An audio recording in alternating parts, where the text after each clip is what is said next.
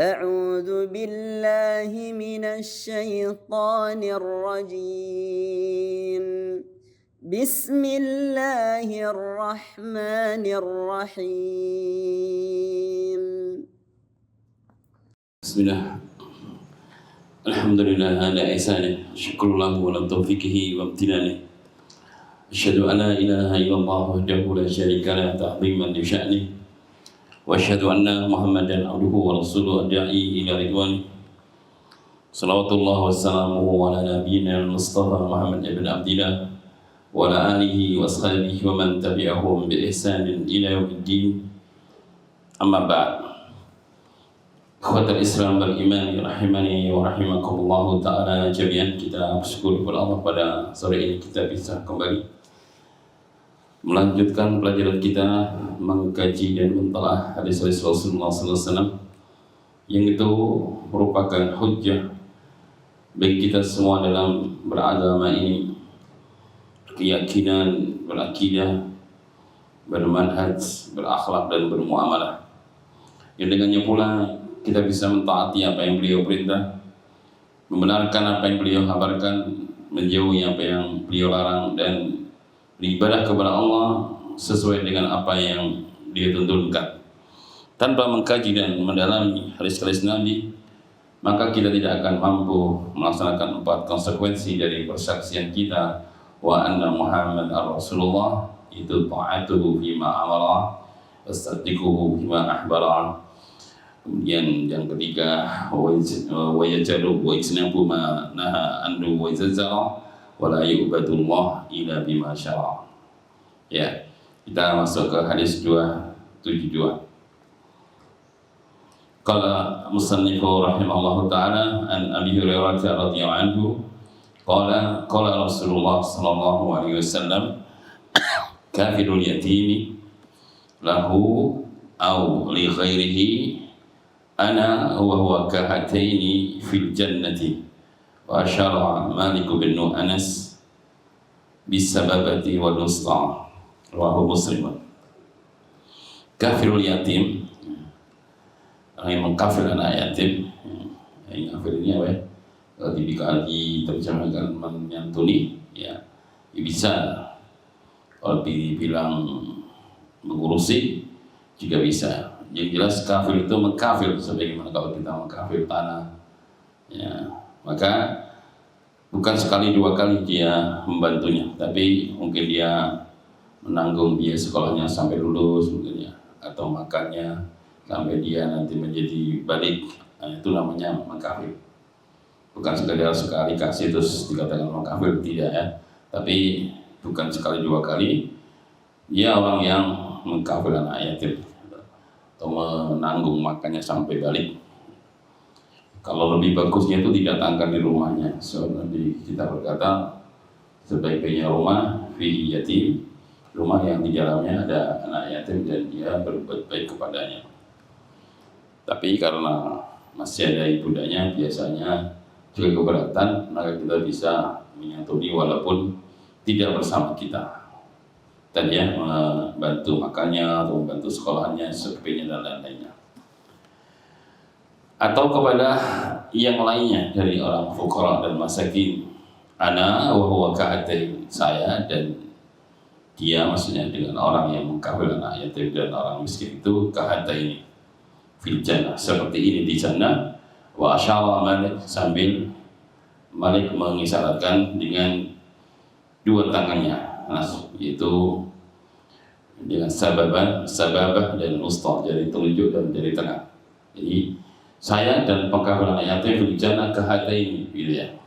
Maksudnya beliau Rasulullah menyebut sambil memberikan isyarat dengan kedua tangannya, jari telunjuk dan jari tengah. Di sini fikihnya boleh seorang menyampaikan pembelajaran dengan alat peraga. Itu akan lebih memudahkan orang memahami, takriful fahm. Ya, untuk anak yang khususnya ngajar-ngajar anak SD, anak TK, itu boleh guru memberi pelajaran dengan memakai alat peraga. Nabi itu sering seperti itu ya. Kadang beliau gambar kotak, kemudian setelah itu digambar lagi garis di tengah kotak sampai tembus garisnya itu luar kotak. Kotak ini adalah usia manusia, sementara garis yang tembus keluar kota adalah angan-angan manusia dengan dunia. Jadi angan-angannya melampaui umurnya. Itu kadang-kadang manusia begitu ya, umurnya sudah 65, 70, tapi keinginan dunia masih melangit seolah-olah dia nggak mati. Nah, ini manusia angan-angannya dengan dunia melampaui batas usianya. Nah, itu Nabi pakai tulisan menggambar. Jelas di situ penting sekali bagi seorang pengajar, khususnya guru-guru ya, anak SD atau TK, maka untuk bisa memahamkan murid-muridnya, guru adalah mendatangkan alat-alat peraga. Ya, sebagaimana Nabi ketika di hadis ini menyebutkan kafirul yatim lahu aw li ghairihi ana wa huwa kahataini fil jannah. Ya, saya dan orang-orang yang menyantuni anak yatim dan yang lainnya maka di surga seperti ini. Ya, nah. Faedah yang kedua, anjuran untuk menyantuni anak yatim, kemuliaan atau anjuran ya, fadilah menyantuni anak yatim. Ya, walaupun tidak mengkafir, tapi boleh kita menyantuni. Ya, kadang kita ya memberikan sesuatu makanan atau minuman apa saja, walaupun kita tidak mengkafir, tapi usahakan kita punya perhatian dengan anak-anak yatim. Karena mereka itu orang yang pecah hatinya. Yatim itu adalah mata abuhu qabla bulugh. Definisi anak yatim, al-walad mata abuhu qabla bulugh, seorang anak yang ayahandanya mati sebelum balik. Nah, kalau udah balik sudah enggak bisa lagi dikatakan anak yatim. Di sekitar 15 tahun ke bawah. Sekitar 15 tahun ke bawah itu masih dikategorikan anak yatim. Ya, itu beberapa faedah. Yaitu faedah pertama, mengajar dengan isyarat-isyarat atau alat peraga. Yang kedua, keutamaan menyantuni anak-anak yatim. Kenapa kok seperti itu? Ya, karena orang yang suka berbagi kebahagiaan dengan orang yang susah, itu justru Allah akan berikan dia tambahan kebahagiaan. Karena itu ketika dalam riwayat yang lain, ada seorang sahabat yang menemui Nabi dan menyebutkan tentang dirinya yang hatinya nggak bahagia, hatinya nggak bisa tentram dan tenang, maka Rasulullah menyarankan untuk memberikan makanan, wamsah rasal yatim, dan mengusap kepala anak yatim. Disebutkan dua. Kalau kau ingin hatimu lembut, maka berilah makanan-makanan hatimu ta'am, kemudian dan lus-luslah atau usaplah kepala anak yatim itu, menyayangi dan menyantuninya. Karena anak yatim itu orang yang sudah nggak punya ayah. Maka ketika ada seorang yang perhatikannya, mengusap kepalanya, menyantuninya, maka dia akan menjadi bahagia, seolah-olah ada pengganti ayahandanya. Nah, ketika seorang membuat anak yatim ini bahagia, maka Allah Subhanahu wa Ta'ala akan berikan kepada kita kebahagiaan. Jadi kebahagiaan itu sebenarnya mudah. Kalau kita ingin bahagia, ya buat orang lain bahagia dulu, ya buat orang senang dulu, maka Allah akan berikan kita kesenangan. Lepaskan orang lain kesusahannya semampu kita, maka kesusahan yang Allah berikan kepada kita pun Allah akan berikan jalan keluar. Karena itu Rasulullah SAW ketika ditanya tentang amal apa yang paling afdal, dia mengatakan sururun tudkhiluhu ala qalbin muslim, rasa bahagia yang kau letakkan di hati seorang muslim, yang membuat orang lain bahagia, membahagiakan orang lain, itu adalah amalan yang sangat dicintai oleh Allah. Karena itu Rasulullah juga bersabda, la amshi ma'akhi fi hajatin ahabba ilayya min a'takifa fi hadzal masjid syahra. Sungguh aku berjalan yang membantu untuk memenuhi hajat atau kebutuhan saudaraku, itu lebih aku cintai daripada itikaf di Masjid Nabawi selama 1 bulan. Artinya di sini bukan itikaf itu perkara yang nggak ada nilainya, sangat bernilai, yang sangat mulia. Tapi dalam kondisi tertentu, kadang Nabi lebih suka beramal yang bersifat sosial daripada yang bersifat nafsiyah. Kalau itikaf, tentu kembalinya hanya kepada dirinya. Tapi kalau menolong orang lain, maka manfaatnya bagi dirinya dan juga bagi orang lain. Sehingga beliau mengatakan, sungguh aku berjalan mengiringi saudaraku, membantu hajat dan keperluan dia, lebih aku cintai daripada itikaf di Masjid Nabawi. Maksudnya kadang-kadang seorang ketika dihadapkan dengan amalan-amalan, maka adalah ketika kita ada satu amalan yang berkaitan dengan orang lain, membantu dan melepaskan kesulitan saudara kita, itu kadang lebih kita dahulukan karena pahalanya begitu besar, karena membuat dia atau orang yang kita tolong itu akan menjadi bahagia. Nah, disitulah letak kebahagiaan Allah akan beri. Ya. Rasulullah juga bersabda, "Wallahu fi aunil abdi, maka abdu fi auni akhihi." Allah akan senantiasa menolong hamba selagi hamba suka menolong kepada saudaranya. Jadi begitu ya. Kalau kita itu tolong orang lain, maka hakikatnya kita ingin agar kita ditolong juga oleh Allah Subhanahu wa taala. Kalau kita cintai orang lain kebaikan, berarti kita mencintai kebaikan bagi diri kita sendiri. Begitu pula ketika kita inginkan keburukan orang lain, hakikatnya kita inginkan keburukan bagi diri kita sendiri. Begitu. Ya. Nah, hadis selanjutnya an Abi Hurairah radhiyallahu anhu, anna Rasulullah sallallahu alaihi wasallam qala, "Man qala subhanallah wa bihamdihi, man qala subhanallah wa bihamdihi fi yawmi mi'atu marratin khuttat khatayahu wa in kanat mislu yabadil bahr." Wa in kanat misla zabadil bahr, muttafaqun alaih. Barang siapa yang mengucapkan subhanallah wa bihamdi setiap hari 100 kali, maka khuttat khatayahu, akan dihapuskan kesalahannya. Jamak khataya, jamak daripada khatayahu, kesalahannya. Artinya dihapuskan, bukan satu kesalahan. Walaupun tambah ini menjadi lebih jelas lagi, wa in kanat, walaupun kesalahannya itu seperti buih di lautan, semisal buih di lautan, ini banyak, maka subhanallah wa bihamdi bisa menjadi kafarat, penebus dari dosa kesalahan yang dibaca 100 kali setiap hari. Ya, subhanallah sambil direnungi maknanya. Subhanallah, ya, maha sucilah engkau Allah, sambil kita sucikan Allah itu suci dari segala aib, dari segala sifat-sifat yang buruk. Ya, Allah suci dari segala kekurangan. Ya, nama-nama dan sifatnya semua mulia. Ya. Kemudian walhamdulillah wa bihamdih, dengan memujinya, segala puji hanya milik Allah Subhanahu wa taala, dan yang pantas diberikan segala pujian-pujian yang diiringi dengan itu. Maka semoga ucapan itu betul-betul akan mewujudkan terhapusnya dosa-dosa kita walaupun sangatlah besar. Ya, sering ada khilaf di kalangan para ulama ya, kalau ada amal-amal yang menghapuskan dosa itu apa dosa kecil atau dosa besar. Sebegitu ya, kebanyakan para ulama itu berpendapat dosa-dosa kecil saja. Seperti sholat 5 waktu, wudu itu hanya menghapuskan dosa-dosa kecil. As-shalawatul khams wal jumat ila jumat, Ramadan ila Ramadan, kafiratun lima bainahuna idza jaduribatil kabair. Jalurnya pakai ini.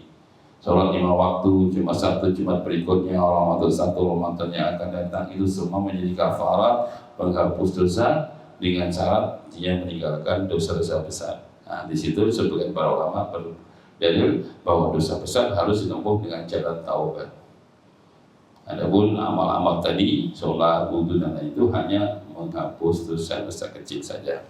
Namun sebagian ulama, kalau nggak salah Syekh Al-Albani rahimahullah taala, maka itu termasuk juga dosa-dosa besar. Dia pakai dalil tentang perkataan Nabi kepada para sahabatnya, bagaimana menurut kalian kalau ada orang setiap hari mandi 5 kali, mungkinkah padanya ada kotoran? Tentunya jawabnya tidak, Rasulullah. Ya, itulah sholat 5 waktu. Nah, dari sini Syalbani mengatakan bahwa berfatwa, nah inilah dalil yang menunjukkan bahwa yang dihapuskan dosa bukan cuma dosa kecil. Sebagaimana hadis ini, mungkinkah orang punya kotoran kalau dia mandi 5 kali? Subuh dia mandi, mungkin antara subuh sampai dulu dia punya debu, kotoran melekat. Datang waktu duhur, sholat lagi, bersih lagi ya. Antara duhur sampai asar mungkin ada kotoran lagi, debu. Ya. Datang waktu asar, mandi lagi, bersih lagi. Asar sampai maghrib mungkin ada debu juga, kotoran juga. Datang maghrib, bersih lagi, terus sampai isya. Bagaimana ada kotoran? Nah, di sini Syalbani menggunakan dalil itu istidlalnya termasuk dosa-dosa besar. Wallahu a'lam. Ya, kita tidak perlu memperpanjang masalah itu. Yang jelas Allah Subhanahu wa taala menjanjikan ampunan dosa-dosa. Jadi amal soleh. Karena pada hakikatnya seluruh amal soleh. Di dalam Al-Quran Allah berfirman, innal hasanat, ya, inna al-hasanat. Innya harfu taukid, alnya istiqrar al-jinsiyah, al yang menenggelamkan seluruh jenis kebaikan. Sesungguhnya kebaikan apapun, kebaikan antara hamba kepada Allah menjalankan perintah dan jauh larangan, antara kebaikan hamba dengan hamba, berbuat kebajikan hamba dengan hamba yang lainnya, maka yudhibun sayyi'at, menghilangkan kejelekan-kejelekan. Juga pakai al-hasanat, kejelekan-kejelekan, masuk padanya semua kejelekan.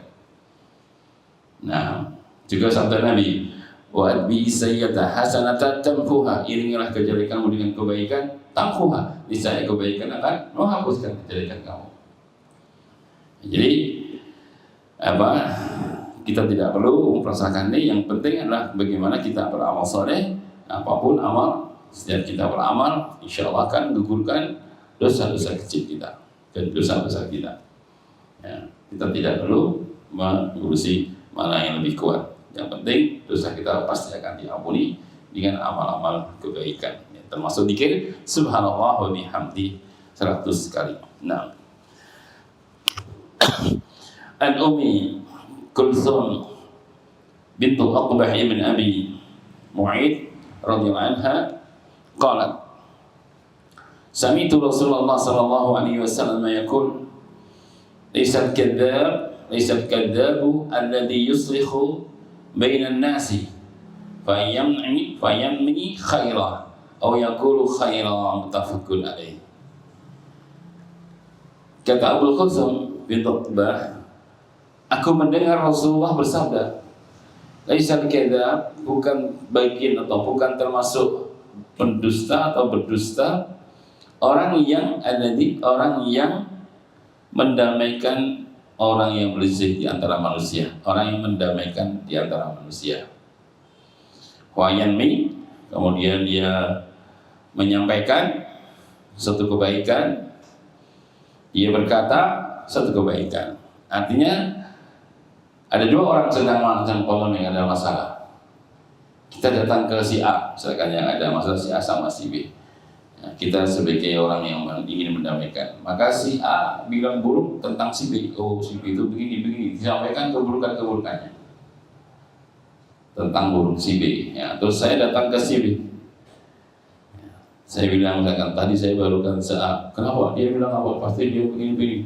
Enggak, dia bohong dia. Dia mengatakan kebaikan-kebaikan. Maka fajanmi khairah, dia menyampaikan yang baik-baik saja. Oh, udah. Kemarin dia itu menyesal, kemarin itu ini maksudnya gitu yang begini. Sebutkan yang baik-baik, dia dusta. Dia bumbui gitu. Tapi kebaikan-kebaikan. Nah, akhirnya si B pasti akan luluh hatinya. Coba kalau disampaikan apa adanya. Kalau jujur, pasti si A B akan marah. Nah, karena dia berkata yang baik-baik saja, sehingga perasaannya B, oh ternyata cuma salah pahamnya. Kalau begitu saya juga akhirnya lembut semua, kemudian mudah keduanya untuk didamaikan. Tapi kalau si yang pendamai ini dia bicara jujur, tambah perseteruannya. Maka tidak dikatakan dusta seorang yang mendamaikan orang sakit, dia berkata kebaikan kepada si A dan dia berkata kebaikan pula kepada si B. Ada dua lagi yang tidak dikatakan dusta selain ini adalah seorang ketika dalam peperangan. Peperangan dia boleh pakai cara dusta untuk mengalahkan lawan, itu tidak terlarang dan tidak tercela. Kepada satu kisah orang Arab itu sebelum perang besarnya secara kolosal pasti ada mubarazah. Mubarazah itu duel satu persatu, mengeluarkan jagoan-jagoannya. Itu sudah biasa orang Arab sebelum perang besarnya. Maka si musuh mengeluarkan jagoannya, musuh yang satu mengeluarkan jagoannya. Nah, ketika itu dari musyrikin sudah mengeluarkan, saya lupa nama orangnya, dia dikenal sebagai orang yang tangguh, orang yang kuat, jago pedang, jago duel lah, sudah dikenal dengan kepiawaian dalam duel, senior gitu ya. Nah, saat kaum muslimin belum ada yang maju. Nah, tiba-tiba Ali diminta izin kepada Nabi untuk melawannya. Ali kan masih muda dan Rasulullah khawatir kalau dua ini orang yang sudah dikenal dengan kepandaian dalam main pedang dan berduel, maka Rasulullah jangan Ali. Kasihan nanti Ali kalau mati kehilangan beliau. Tapi tidak setuju. Tapi Ali seolah meyakinkan Nabi untuk meyakinkan Nabi kalau dia akan menang gitu. Akhirnya Rasul pun membolehkan Ali itu duel sama si musyrik tadi. Ketika sudah mau beradu sama-sama mendekat, si musyrik ini sudah mencabut pedangnya. Ali masih tenang aja, pedang masih disarung. Begitu sudah mau dekat, Ali berkata, saya sedang tidak berhadapan dengan dua orang kan? Dikirakan dia kira buat teman kan, dia mulai betul-betul langsung kali tobas sudah. Dan Ali tidak dicela oleh musuhnya, tidak dikata Ali pengecil, enggak, itu memang perang. Dan tidak juga dicela oleh Rasulullah dan para sahabatnya, memang perang. Mungkin kalau duel mungkin bisa Ali kalah. Tapi ya perang politik, perang itu pakai siasat kan. Saya tadi sedang tidak berhadapan dengan dua orang kan, otomatis saya sendiri bebas gitu ya. Nah, ini tidak dosa ya, tidak dusta dan tidak tercela. Dusta yang diperbolehkan yang ketiga, dusta antara suami dan istri dalam perkara yang ma'ruf ya. Contohnya begini, baru nikah kan belum adaptasi ya, belum saling kenal. Ya. Nah, si istri, Mas sukanya makan apa? Soto deh.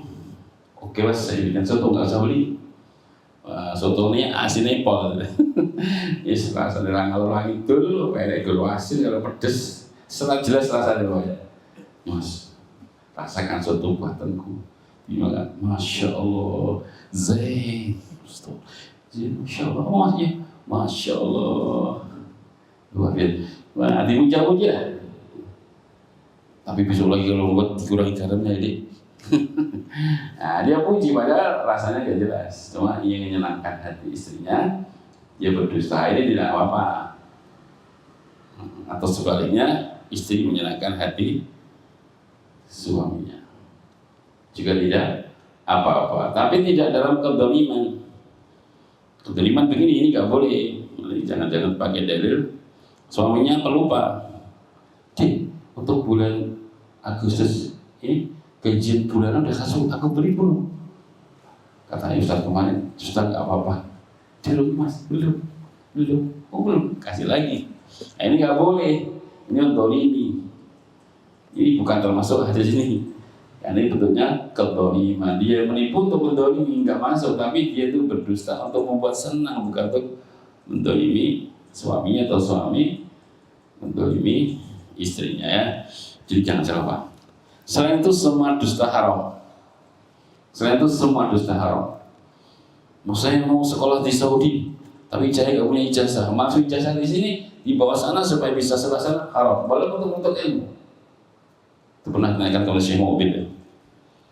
Gimana sih? Kalau saya mau sekolah, ingin sekolah di Madinah kan harus punya ijazah SMA, misalnya. Tapi ijazah SMA nggak punya. Dia bikin ijazah palsu, lu bisa sekolah sana boleh nggak? Nggak boleh. Dusta. Gak bolehnya apa? Kan untuk menuntut ilmu. Dusta kata beliau. Dusta yang diperbolehkan 3 tadi. Selain itu tidak boleh. Ya. Nah, hadis selanjutnya.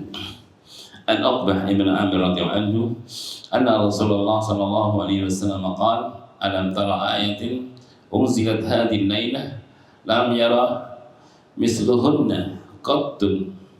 Qul a'udzu bi rabbil falaq wa qul a'udzu bi rabbin nas. Rawahu Muslim. Saya kira ma'ruf ini hadis. Alam tara, tidaklah kau perhatikan atau kau lihat ayat-ayat yang diturunkan hadhihi lailah di malam ini yang tidak ada semisal ya, keagungannya, kemuliaannya sama sekali. Ini tidak ada penandinginya. Itu surah Qul a'udzu birabbil falaq dan Qul a'udzu birabbin nas. Surat untuk ta'awud. Karena itu surat ini dibaca Nabi sebelum tidur ya. Dibaca Nabi pada salat fardu, zikir-zikirnya jangan lupa 30. Setelah baca ayat kursi, maka baca qul huwallahu Falak dan Anas ini dibaca setiap selesai salat 5 waktu. Jika dibaca ketika belum tidur, karena ini untuk berlindung dari segala kejahatan apapun dari makhluk Allah SWT di waktu tidur. Dia baca ini, kemudian ditiupkan di tangannya, kemudian tiup sampai ke mukanya, tangannya dari seluruh yang bisa dijangkau oleh tangannya. Ini memang surat untuk berlindung dari segala bala. Mungkin lebih detailnya dikaji di bab tafsir ya tentang surah ini agar kita lebih detail, dan kita bukan pembahasan tafsir.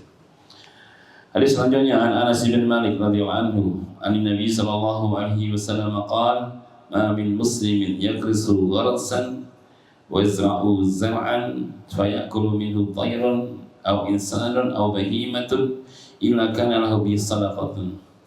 Muttafaqun alaih. Ma min muslim, tidaklah seorang muslim yakrisu gharsan, yang menanam satu tanaman, wa yazra'u zar'an, memelihara satu tanaman, fayakulu minhu tayrun, maka yang tanaman yang ditanam dan dipelihara itu dimakan oleh burung, tayrun, burung, buahnya, mungkin bunganya, wa insanun, atau dimakan manusia yang menanam, anaknya, suaminya, istrinya, atau siapa saja, yang dicuri anak-anak kecil, dicuri tetangganya, au bahimatun, atau hewan ternak, ayam, kambing, daunnya dimakan kambing atau ayam atau apa saja, atau daunnya dimakan ulat-ulat, habis. Illa kana lahu sadaqatun, kecuali tiada lain itu semua akan menjadi sedekah bagi yang menanamnya.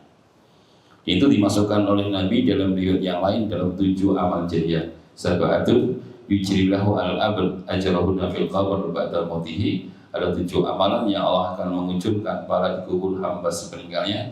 Yang tanya poin yang keempat, man gharasa nahlan, siapa yang menanam kurma. Man gharasa nahlan, bukan kalau Indonesia yang menanam kelapa atau menanam apa saja. Nabi contohkan kurma karena di sana banyak pohon kurma. Tapi itu bukan pembatasan secara mutlak, bisa tanaman apa saja.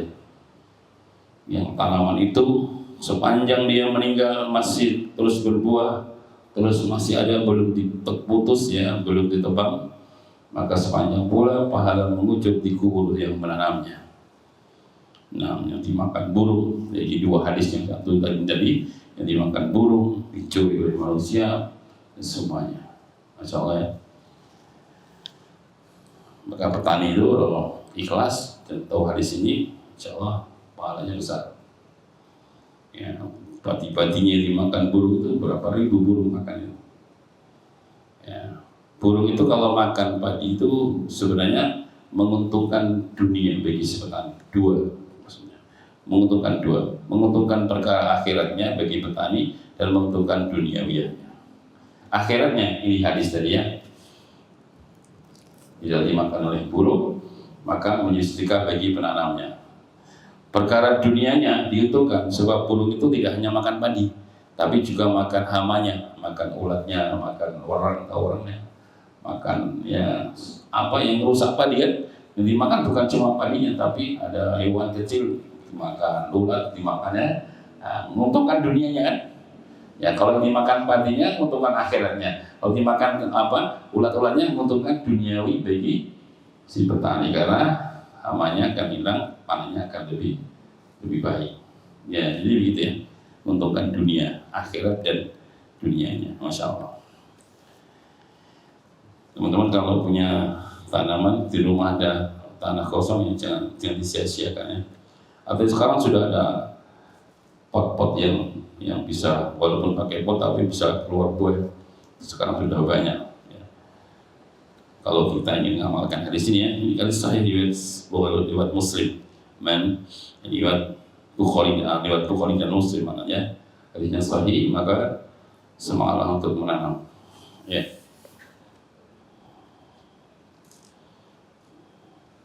Kalau menanam bunga-bunga itu kayaknya nggak ada dimakan, aman ya, makanya bahkan dimakan kumbang mungkin ya, dimakan kumbang. Jadi kalau buah yang makan banyak ya. Yang makan banyak, tapi kalau bunga mungkin kalau ada bunga dimakan lebah itu pun jarang, Karena sekarang kelapa sudah diternak orang, sudah dikasih bunga di rumah. Tapi kalau tanaman umum, ya, paling tidaknya kalau belum keluar buahnya, ulet mesti makan daun-daunnya kan. Nah, paling tidaknya ulet. Terus kayu makan apa? Semut makan kayu-kayunya, batangnya. Masya Allah. Semua ini makan hewan-hewan menjadi pahala bagi yang nanamnya. Coba kira pahalanya berapa itu? Ya. Itu sejak dia menanam ya, sejak dia hidup. Bukan pahalanya boleh diberikan ketika dia mati, sejak dia hidup atau walaupun masih hidup, masih tanaman dia terus ada pahala terus. Sampai dia meninggal, dia belum ditebang, lanjut terus. Bahkan kata Imam Nawawi, andai kata itu buahnya dimakan codot atau kampret ya, terus dibawa terbang kan, ya, terus jatuh lagi bijinya di tempat orang lain, terus tumbuhan gitu ya, namanya tumbuh lagi ya. Nah, itu nanti pahalanya bagi yang nanam tadi, sama pahala bagi yang nanam pertama tadi. Demikian penjelasan Imam Nawawi rahimahullah taala, ya. Luar biasa. Makanya orang-orang dulu sudah sepuh menanam kelapa. Bah, ngapa bah nanam kelapa? Kalau udah usia 80 tahun, nggak mungkin dia akan kayaknya nggak mungkin nemui sampai dia tumbuhkan. Tapi karena mungkin untuk anak cucunya. Cuma mudah-mudahan bapak ini ngerti hadis. Kalau dia tahu, insya Allah bermanfaat. Ini untuk anak cucunya. Maka sepanjang itu kelapa dimanfaatkan anak cucunya, mbahnya yang nanam tadi, pahalanya mengalir di kuburnya. Tadi hadisnya, semangat menanam. Ya, sejak tahu hadis ini saya langsung menanam. Di Boyolali itu saya nanam durian, saya nanam jambu, saya nanam kelengkeng 2, kemudian mangga banyak. Ya, kebetulan waktu itu saya ngisi pengajian di Samudra Bibit itu. Samudra Bibit itu yang buat jual tuh teman saya, bosnya setiap pengajian jigo kelengkeng ya, mulai ngaji kok mangga, garimi banyak sekali tuh. Bahwa saya tanam gitu ya. Di Boyolali kan ada tanah luas, kalau di Solo gak ada tanah. Sejak ngerti hadis itu, ya alhamdulillah sekarang udah gede-gede, dia buah berulang-ulang. Ya teman-teman yang punya ladang, manfaatkan ya. Dengan hadis ini kita ketahui, ya kita ini kalau mengandalkan amal yang cuma untuk hidup saja ya kurang. Kita hidup cuma sebentar, kalau nggak punya amal jariah, ya untuk bekal di alam barzah, pet-petan itu lah. Kalau mulai jariah atau mudah meninggal dunia, mungkin karena ilmu, donatur dakwah, banyak kan amal jariah, cabang-cabangnya tinggal kita milih saja. Tapi jangan sampai kita mati belum punya amal jariah. Jangan pede lah, jangan pede kita mati tapi tidak punya amal jariah. Kan cabang-cabang amal jariah itu sangatlah banyak. Menyebarkan ilmu, walaupun nggak jadi dai, tapi ilmu sebar bisa ada lebih baik daripada dai-nya. Mungkin dai-nya riya, mungkin dai-nya bikin masalah, tapi ilmunya yang dengan sebarkan jangan ikhlas, masya Allah. Mandala ala khair lahu ajr ka ajri fa'ili. Siapa yang menunjukkan jalan kebaikan, menunjukkan saja baginya pahala seperti pahala orang yang mengamalkannya, atau menjadi donaturnya, atau orang yang mengadakan kajian-kajian kemudian disebarkan ilmu, maka sepanjang ilmu dia sebarkan dia dapat pahala, gak kalah besar dengan yang mengajar. Saya kasih contoh ya, misalkan saya tulis buletin ya, judulnya keutamaan sholat jamaah, misalkan itu aja. Sudah saya tulis 1 lembar, tapi saya nggak punya duit. Siapa yang mau nyetak? Saya biaya kita misalkan, jadi biaya si bulan cetak dia. Gak usah banyak-banyak lah, 50 saja, 50 lembar, cetak 50 lembar, nah, sudah siap. Ya. Siapa yang mau ngantar ke Alkomar? Ya. Oh ada saya, orang lain, jasanya saya, kurirnya ngantar di Alkomar hari Jumat. Nah diambil oleh 50 orang ya, habis dibaca 50 orang. Ya, 50 orang tadi yang baca tulisan saya tadi, ada 10 saja lah, gak usah banyak-banyak, yang betul-betul dapat hidayah dari Allah, kemudian dia menjadi orang yang semangat sholat jamaah setelah mengetahui keutamaan sholat jamaah. 10 orang itu langsung menjaga sholat jamaah. Maka sepanjang 10 orang sholat jamaah, saya sebagai penulis yang kalau ikhlas pahala jariah. Sepanjang dia sholat jamaah, saya dapat pahala 10 orang tadi. Ya, yang kedua yang membiayai saya tadi. So kalau saya nggak ada yang biaya, nggak donaturnya nggak jalan juga, maka yang ngasih kopi tadi, nyetak tadi, yang biaya tadi sama. Kemudian yang ketiga kurirnya, masya Allah. Ya. 3 ini akan dapat jariah. Ya makanya semangat ya, kita semangat pada potensi kita masing-masing. Bisa menjadi pengajar, jadilah pengajar yang baik. Bisa jadi panitia pengajian, jadilah panitia yang baik, yang menyebarkan ilmu dengan penuh kebaikan dan keikhlasan, yang menjadi donatur yang baik, yang ikhlas, supaya amal kita tercatat sebagai amal yang jariah. Ya. Sedikit lagi, masih ada 5 menit. Hadis selanjutnya, An Abi Hurairah radhiyallahu anhu, an Rasulullah sallallahu alaihi wasallam qala as-salawatul khams. Itu sudah saya singgung. Wal Jumat ila Jumat, wa Ramadan ila Ramadan, mukaffiratun lima bainahunna idza tunibatil kaba'ir. Rawahu Muslim. Salat 5 waktu. Jumat satu, Jumat berikutnya, Ramadan pada Ramadan yang berikutnya, mukaffiratun lima bainahunna, semua itu menjadi mukaffirat, penggugur, menghapus dosa-dosa di antaranya. Tapi dia akan garis apabila dia ijtinabat menjauhi al-kaba'ir, dosa besar. Nah, inilah yang tadi dijadikan sebagai ulama yang dimaksud dosa-dosa yang terhapus itu dosa-dosa kecil. Nah, karena di akhir hadis ini Rasulullah mensyaratkan dengan syarat dia menjauhi dosa-dosa besar. Berarti kalau dosa besar harus dengan taubat. Tapi kalau dosa kecil nggak perlu taubat. Dengan kita beramal soleh, gugur dengan sendirinya. Ya, gugur dengan otomatis. Ada 5 amaliyah yang semua menggugurkan dosa kecil. Semua tanpa kita istighfar. Dengan tanpa kita bertobat dan istighfar. Tapi dengan 5 ini bisa gugur dengan sendirinya. Tapi di antara juga istighfar dan bertobat. 1-2-nya istighfar dan bertobat. Kalau enggak, yang ketiga adalah amal soleh. Jadi amal soleh itu semua menghapuskan dosa. Tadi hadisnya ya. Juga dalam hadis yang lain, apabila kau berbuat dosa, wa adri saya hasanata tampuha, iringilah dosamu, kerjakan kamu dengan kebaikan. Juga dalam ayat tadi, innal hasanah yudhibuna sayyi'at, kebaikan menggugurkan dosa. Yang keempat adalah menjauhi dosa besar. Nah, dosa besar kita jauhi, auto dosa kecil kita hancur. Inta jatani buka baira matun haulaan nukafir ankum sayyi'atikum wa tadkhul mudkhalan karima. Jikalau kalian meninggalkan dosa-dosa besar yang kalian dilarang, kami akan hapuskan auto dosa kecil kalian otomatis. Dengan kita menjauhi dosa besar, dosa besar kita langsung gugur. Yang terakhir adalah sabar ketika diuji. Semua ujian, musibah, bala yang menimpa kita, semua adalah menghapuskan dosa. Cuma besar kecilnya dosa yang digugurkan sesuai dengan berat ringannya musibah. Coba Rasulullah mengatakan, inna idul jaza ma'a idul bala. Sesungguhnya besarnya pahala tergantung dari besarnya musibah. Ya. Tapi setelah musibah itu pasti digugurkan dosa sesuai dengan kadar musibahnya. Rasulullah bersabda, innal mayusibul muslima min nasabin wala wasamin wala adab wala dhammin hatta syauka yushakuha illa kafalallahu biha min khataya. Tidaklah menimpa diri seorang mukmin dari kecapeannya. Capek itu musibah kan, itu gugurkan dosa. Kemudian kesakitannya, kemudian gangguannya, kekhawatirannya, sampai terkena durinya, itu musibah yang paling ringan. Anak kecil aja nggak nangis, paling itu kena duri itu aja. Sampai terkena duri, melainkan itu semua menjadi penggugur dosa dan kesalahannya. Jelas? Nah, ini jelas bahwa seluruh musibah yang menimpa orang beriman, yang ringan atau yang berat, kalau dia sabar, itu otomatis gugurkan dosa-dosa kecil kita.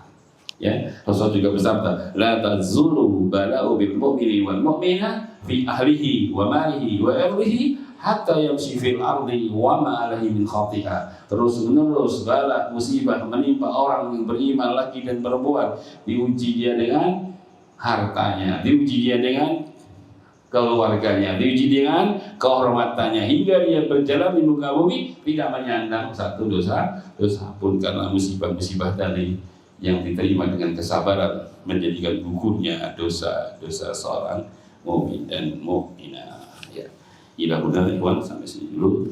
Mudah-mudahan bermanfaat. Subhanallahumma wa bihamdihi asyhadu an la ilaha illa anta astaghfiruka wa atubu ilaik. Assalamualaikum warahmatullahi wabarakatuh.